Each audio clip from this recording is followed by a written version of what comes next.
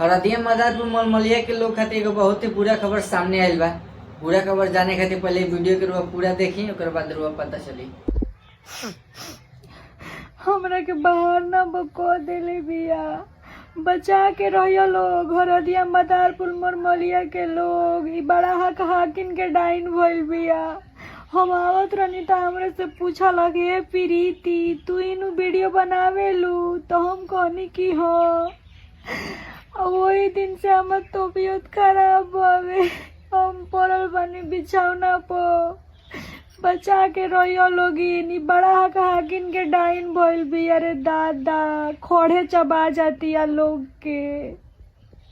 Video देख के तल के पता चल हम का कहे के चाहतनी, जवन की जगन्नाथवा बहरना तो छेदना जितना एक के ट्रेंड चलता वो ट्रेंड से बच के रहे के बाटे। आई सब वीडियो के दिल पर नहीं खेले सीरियस में, और ये मजाक में वीडियो बनैले बाड़ी जगह प्रीति दीदी नाम हटे।